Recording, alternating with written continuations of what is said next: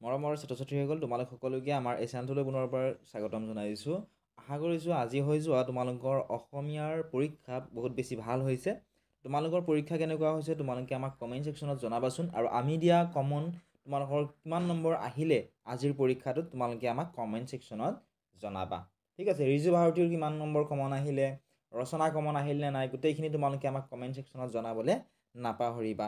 লগতে তোমালোকক যদি আজিৰ এই কুৱেশ্যন পেপাৰখন লাগে, লগতে আনচাৰখিনিও তোমালোকক লাগে, তোমালোকে আমাৰ হোৱাটছআপ চেনেলত জইন কৰি ল'ব পৰা।